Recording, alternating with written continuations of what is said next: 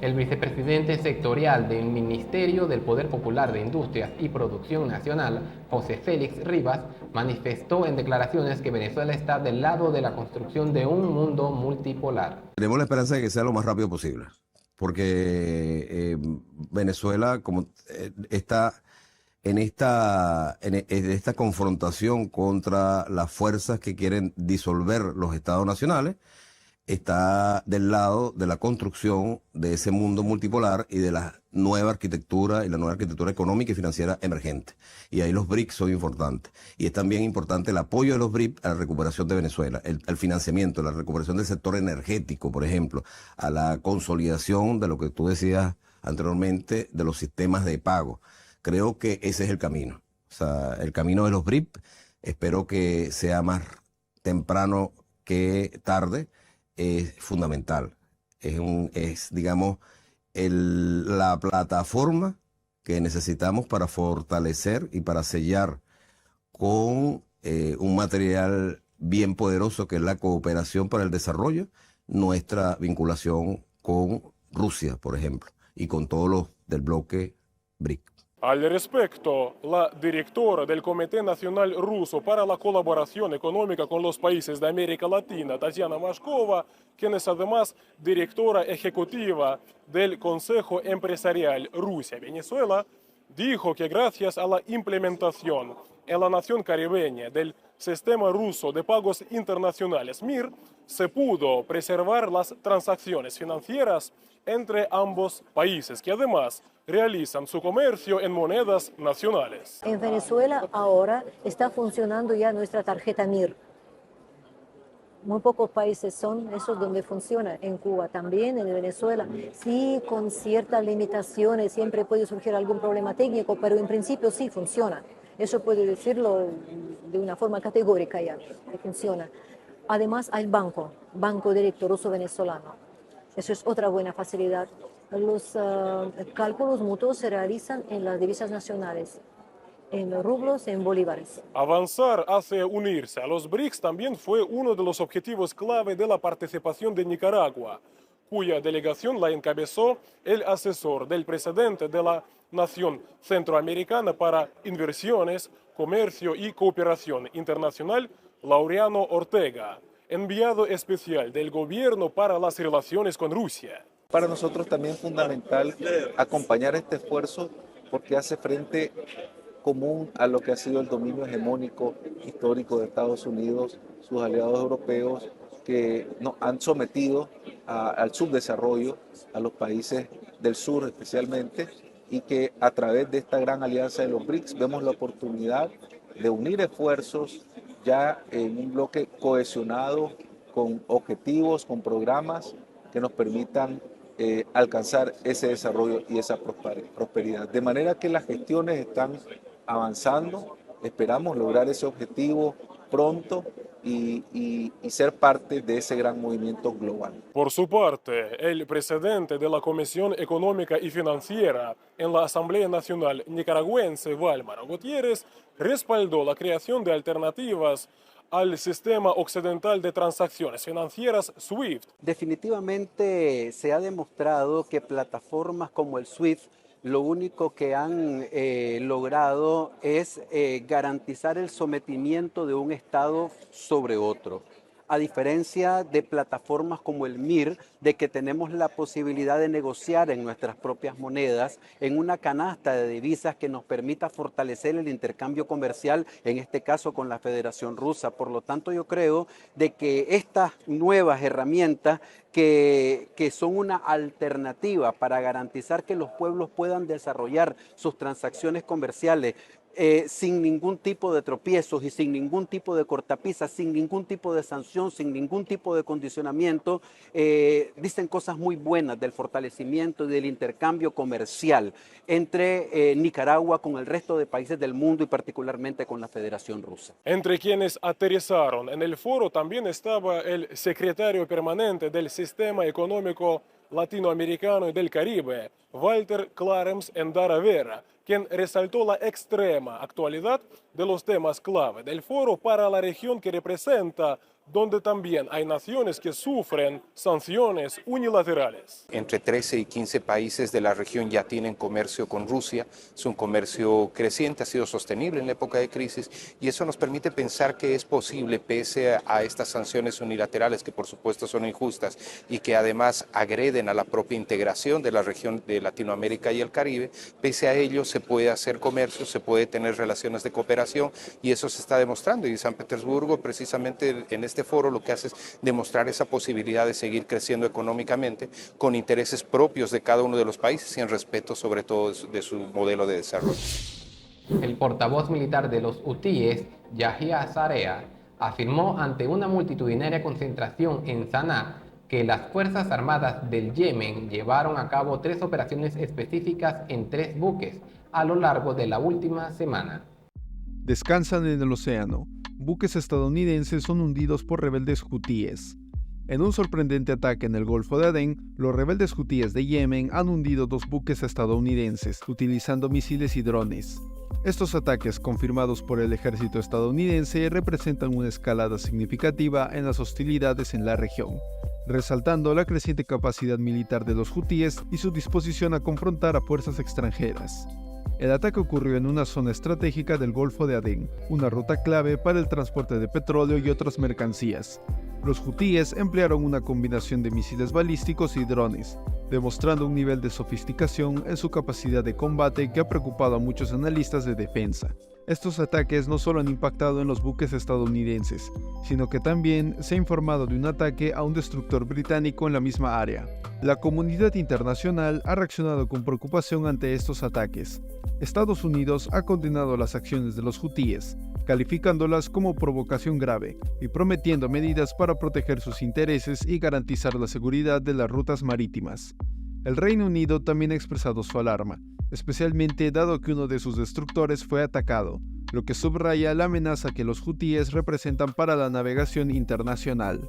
Las consecuencias de estos ataques pueden ser amplias y significativas. Primero, aumentan los riesgos para las operaciones marítimas en una de las rutas más transitadas del mundo, lo que podría incrementar los costos de transporte y afectar a los mercados globales de petróleo. Es probable que estos incidentes intensifiquen el conflicto en Yemen con una posible mayor intervención de fuerzas internacionales para proteger sus intereses en la región.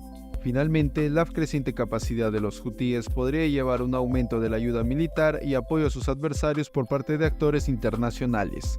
En respuesta a la escalada de violencia, se han intensificado los esfuerzos diplomáticos para buscar una solución al conflicto. Naciones Unidas y otros organismos internacionales están trabajando para reunir las partes en conflicto y negociar un alto al fuego. Sin embargo, las recientes acciones de los hutíes han complicado estos esfuerzos, aumentando la urgencia de una intervención diplomática efectiva para evitar una mayor escalada militar y sus consecuencias humanitarias. El ataque de los hutíes pone de relieve varios puntos críticos. Primero, la sofisticación de sus capacidades militares, que incluye el uso de drones y misiles balísticos, plantea serias preguntas sobre la fuente de su tecnología y apoyo. También la ubicación estratégica del Golfo de Adén y su importancia para el comercio mundial. Los ataques de los hutíes contra los buques estadounidenses en el Golfo de Adén marcan un nuevo punto crítico en el conflicto de Yemen, con implicaciones profundas para la seguridad regional y las rutas marítimas internacionales. La comunidad internacional enfrenta ahora un desafío de responder de manera efectiva a esta amenaza y trabajar hacia una resolución pacífica del conflicto. La situación sigue siendo volátil y cualquier acción futura de los hutíes o de las fuerzas internacionales podría desencadenar más enfrentamientos. La Unión Europea da por perdida la misión de observación electoral para los comicios presidenciales de Venezuela del próximo 28 de julio, tras los choques con Caracas, después de que el Consejo Nacional Electoral retirara la invitación al bloque continental para hacer el despliegue. Y nos vamos ahora a Francia porque allí, como dijimos, el presidente francés Emmanuel Macron anunció la disolución de la Asamblea Nacional y la convocatoria de elecciones legislativas anticipadas tras la contundente derrota que su partido sufrió en los comicios para el Parlamento Europeo. La decisión coincide con las exigencias de Jordan Bardella, líder del partido de extrema derecha, Agrupación Nacional, el vencedor principal de las elecciones europeas, quien desafió a Macron a adelantar las elecciones al considerar que estos resultados son una una clara señal del descontento del pueblo francés con la gestión de Macron. En un discurso a la nación desde el Palacio Presidencial del Elíseo, Macron anunció que la votación se va a realizar en 2 vueltas, el 30 de junio y el 7 de julio. Silvia, un cordial saludo. Pues prácticamente no tanto como se esperaba que sorprendiera. Era lo que se vaticinaba una vez se dieron a conocer esas votaciones y esa dura ventaja que ha sacado el partido de extrema derecha, el Frente Nacional, acá en Francia. Se esperaba que al anunciar esta locución, una locución que no estaba prevista, pues este fuera su anuncio. Inmediatamente después de hacerlo, también se expresaba la líder de la extrema derecha, Marine Le Pen, quien decía que el presidente no debería dar pasos desesperados y aceptar su derrota. Bueno, la ultraderecha francesa, liderada, como tú dijiste, por Marine Le Pen, derrotó al bando del presidente Emmanuel Macron en las elecciones europeas al obtener más del doble de votos que la alianza centrista del jefe de Estado, según las proyecciones. ¿Cómo se explica esta victoria? Bueno, pues ha sido un quinquenio muy duro para el presidente Macron, sobre todo con todo lo que tiene que ver en este momento con la economía de Francia, el bajo poder adquisitivo que se nota mucho dentro de la sociedad, y también el Frente Nacional a extrema derecha ha hecho una propaganda centrada en el riesgo que representa Macron con esos anuncios que ha hecho de defensa de Ucrania. Hace unos días, cuando abordaba el tema del envío de aviones, justamente la líder de la extrema derecha y algunos de sus copartidarios decía que lo que Macron busca es una guerra frontal entre Europa y Rusia, y parece que eso ha tomado sentido ahora, o por lo menos le ha costado a Macron varios votos, muchísimos, porque ha perdido le ha sacado casi el doble frente al Frente Nacional, así que la extrema derecha ha sacado provecho de ello, y como te digo, no solamente es esto, también el poder adquisitivo y muchas cosas. Recordemos esas marchas también por el tema social que ha tenido que afrontar Macron en este segundo quinquenio, así que no ha sido el mejor de los años para él. Claro, bueno, Le Pen ha dicho tras los resultados que están preparados para liderar Francia. Ella y su partido de ultraderecha, ¿tienen opciones reales de ganar las presidenciales? Silvia, ya ha dicho, es el momento de redireccionar el país, y dado lo visto y esta ventaja, pues ahora en esta baraja eleccional ya es realmente una posibilidad que la extrema derecha, después de más de 2 décadas de intentarlo de una manera más severa como nunca antes, pues pueda lograr quizás en las próximas elecciones llegar al inicio. Sería pues algo histórico y una pérdida frontal del resto de partidos que durante décadas han evitado que esto ocurra, pero realmente hoy Le Pen, al dirigirse al pueblo francés, se veía muy segura y decía que el triunfo estaba en sus manos y que era el momento de tomar las medidas, que el presidente estaba actuando de una manera desesperada y que ahora el Frente Nacional, la extrema derecha, iba a regresar de Francia a los franceses. La ultraderechista Agrupación Nacional logró casi 1/3 de votos en los comicios al Parlamento Europeo en Francia, muy por delante de la alianza de Macron. Bueno, y ustedes saben que el 28 de julio son las elecciones en Venezuela. Y en este caso se teme que haya fraude electoral. Y es por eso que se pensaba a la Unión Europea como un veedor, ¿no?, para justamente garantizar la transparencia. Pero la Unión Europea da por perdida la misión de observación electoral para los comicios presidenciales allí de Venezuela del próximo 28 de julio, luego de los choques con Caracas, después de que el Consejo Nacional Electoral retirara la invitación al bloque continental para hacer el despliegue. El envío de observadores para seguir el proceso electoral es en este punto bastante improbable. Aunque todavía no hay una decisión final, que está en manos del alto representante de la Unión Europea para la política exterior, que es Josep Borrell, en base a informes preliminares de una misión exploratoria que visitó Venezuela en el mes de abril para preparar el terreno. El Consejo Nacional Electoral anunció, de hecho, la retirada de la invitación a la Unión Europea para observar las elecciones presidenciales, alegando la imposición de sanciones unilaterales contra el pueblo venezolano, una acusación a la que un portavoz del bloque contestó que las medidas restrictivas europeas no afectan al pueblo venezolano ni a la economía venezolana, incluidos los servicios y bienes públicos. Todo después de que la Unión Europea diera el paso hace 2 semanas de retirar de forma temporal una serie de sanciones a dirigentes en Venezuela en el marco de los esfuerzos, ¿no?, para contar con unas elecciones presidenciales inclusivas y competidas.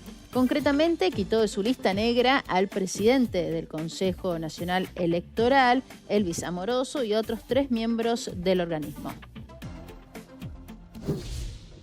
La Marina de Estados Unidos moviliza destructores y avión antisubmarino ante la llegada de flotilla rusa a Cuba. Yo supongo que estas unidades ya estaban operando en el Caribe, tal vez eran las unidades que estaban prestando servicio para operaciones de narcóticos. Hay que recordar de que Canadá es miembro de la OTAN y es miembro de lo que se llama NORAD. Entonces, Canadá también tiene responsabilidad de patrullar en el Caribe en operaciones de narcóticos. Los destructores Troston y el Donald Cook y el guardacostas Sea Stone de la Marina de Estados Unidos, así como la fragata de la Marina Real Canadiense Villa de Quebec, estarían navegando hacia el sur por las costas de la Florida, al parecer siguiendo al destacamento naval ruso que pasó por esas costas, en camino a llegar este 12 de junio a Cuba. Según datos de rastreo marítimo y aéreo de fuente abierta, reportados por la revista estadounidense Newsweek. Jesús Daniel Romero, capitán de corbeta retirado de la inteligencia de la Marina de Estados Unidos, explica por qué, pese a lo que diga el gobierno norteamericano, sí es preocupante este despliegue ruso solo 90 millas de las costas estadounidenses. Lo que estamos viendo en muy particular en este despliegue, a diferencia de los otros, es el despliegue del submarino junto con la unidad de superficie. Eso no es que es una amenaza, pero sí sube un poco el nivel de interés. Que un submarino ruso nuclear esté aquí operando es de mucho interés para los Estados Unidos. Siempre se presta como una amenaza para las unidades de guerra de nosotros. El comandante Romero, quien fuera oficial de inteligencia en la Cuarta Flota, que es el servicio de la parte naval para el Comando Sur, dice que este nuevo despliegue naval ruso a Cuba, el 12 al 17 de junio, muestra un cambio de tono de Moscú hacia Estados Unidos y la OTAN. Según el reporte de la revista Newsweek, los analistas de inteligencia de fuentes abiertas publicaron este 11 de junio actualizaciones que mostraban también que por encima del desplazamiento de los destructores norteamericanos Troston y el Donald Cook, el guardacostas Sea Stone y la fragata de la Marina Real Canadiense Villa de Quebec, iría al menos un avión P-8A Poseidón de la Marina estadounidense y un CP-140 Aurora canadiense que parecían estar haciendo tareas de vigilancia. Esto ha sido todo por el día de hoy. Síganos en todas nuestras redes sociales donde compartimos cada noticia de Venezuela para ti. Nos vemos en una próxima edición de Noticias Digital Visión.